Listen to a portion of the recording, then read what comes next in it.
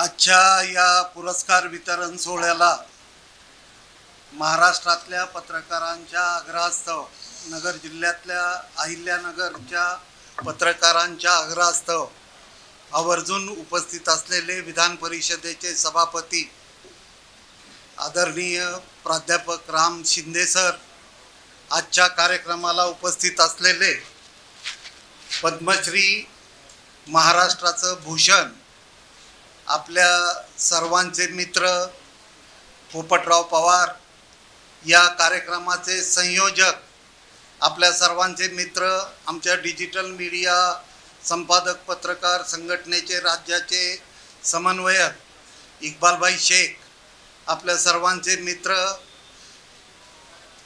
प्रशासकीय अधिकारी आदरणीय गणेश राठोड साहेब, आमच्या डिजिटल मीडिया संपादक पत्रकार संघटनेचे राज्याचे उपाध्यक्ष सतीश सावंत, पश्चिम महाराष्ट्राचे अध्यक्ष विकास भोसले, शेख परिवाराचे सर्व सदस्य, NTV न्यूजचे सर्व पत्रकार, अगदी चांदा टू बांदा असं नेटवर्क असलेले सर्व पत्रकार बंधू आणि भगिनींनो, मला इक्बालभाईंचं यासाठी अभिनंदन करायचं आहे की तब्बल 23 वर्ष हे नगर जिल्ह्याच्या पत्रकारितेचा ज्या वेळी विषय निघतो त्यावेळी राज्यात नगर जिल्ह्यातल्या सायन दैनिकाच्या परंपरेचा आवर्जून उल्लेख होतो. सायन दैनिकाची एक उज्ज्वल परंपरा जतन करणाऱ्या अहिल्यानगर शहरात इक्बाल शेख सारखा धडपड्या तरुण तब्बल 23 वर्ष जर्नलिझममधले तांत्रिक सगळे बदल स्वीकारत डिजिटल मीडियापर्यंत 23 वर्ष फक्त वाटचालच करत नाही तर राज्यातल्या सर्व जिल्ह्यांमध्ये एक नेटवर्क उभं करतो. याचा एक संपादक पत्रकार म्हणून मला विशेष अभिमान वाटतो आणि त्या अभिमानापोटीच मी आजच्या या कार्यक्रमाला आवर्जून उपस्थित आहे. मला कार्यक्रम गतीनं पुढे न्यायचा आहे याची जाणीव असल्यामुळं मी सर्व पत्रकारांचं, पुरस्कार प्राप्त सर्व मान्यवरांचं मनापासून अभिनंदन करतो आणि या कार्यक्रमाच्या निमित्तानं एक संधी घेऊन राम शिंदे सर आणि पोपटराव पवारांना एवढंच सांगू इच्छितो की डिजिटल मीडिया संपादक पत्रकार संघटना ही देशातील डिजिटल पत्रकारांची पहिली संघटना आम्ही बांधलेली आहे आणि या संघटनेचे चांदा ते बांदा असे 12,000हून अधिक सदस्य आहेत आणि 6 कोटीहून अधिक मोठा रीच आमच्या संघटनेच्या सर्व पदाधिकाऱ्यांचा आहे. आणि शिंदे सर, तुम्हाला तर आवर्जून सांगितलं पाहिजे की या संघटनेच्या उभारणीत चंद्रकांत दादा पाटील यांचं आम्हाला पदोपदी हे नेहमीच सहकार्य लाभलेलं आहे.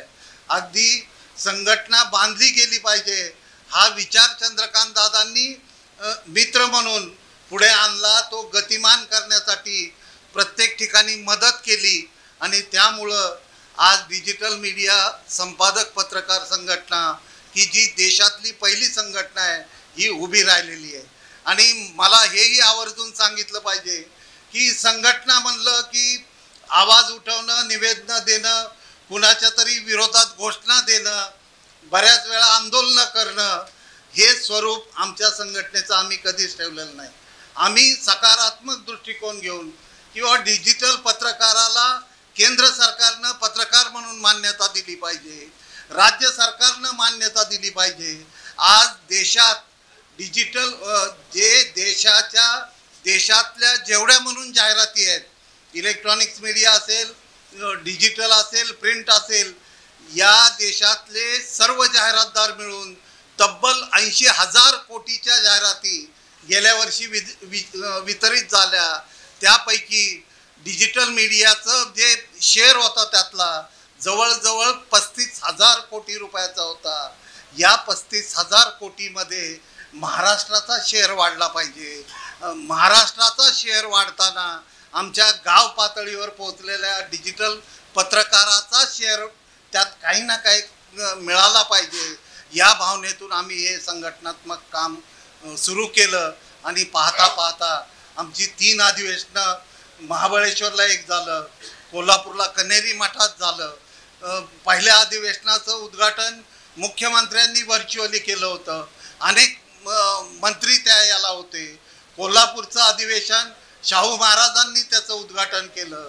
अजितदादांची प्रकट मुलाखत त्या अधिवेशनातली राज्यात खूप गाजली आणि सगळ्यात महत्त्वाचं त्या अधिवेशनामध्ये राज्यातल्या पत्रकारांसाठी अत्यंत महत्त्वपूर्ण अशी घोषणा चंद्रकांत दादा पाटील यांनी करायला आपल्याला भाग पाडलं आणि देशातलं पहिलं प्रतिष्ठान की जे पत्रकारांच्या मुलामुलींसाठी कार्यरत झालं पाहिजे हा विचार पुढे आला आणि प्रतिबिंब प्रतिष्ठान हे आपण स्थापन केलं.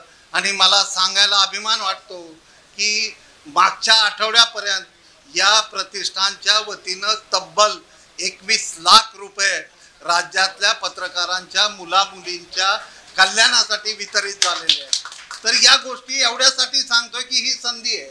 आपण समतावादी चळवळीतून आणि पुरोगामी विचार घेऊन भारतीय जनता पक्षाचं नेतृत्व फक्त नगर जिल्ह्यात नाही तर राज्यात करत आहात.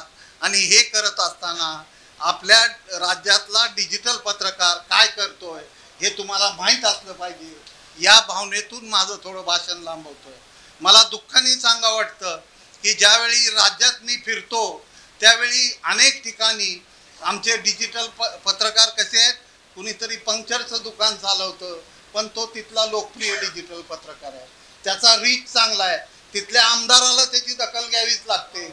अनेक ठिकाणी हॉटेलमध्ये काम करणारा पण डिजिटल पत्रकार आहे, शेतमजूर पण डिजिटल पत्रकार आहे, वकिलाच्या हाताला खाली काम करणारा पण डिजिटल पत्रकार आहे. याचं संघटन करत असताना यांचं प्रबोधनही झालं पाहिजे आणि हे प्रबोधन करत असताना शासनानं कायद्याच्या चौकटीत याला काहीतरी अस्तित्व दिलं पाहिजे. या भावनेतून जे आम्ही काम करतोय त्याला तुम्ही मदत नक्की कराल.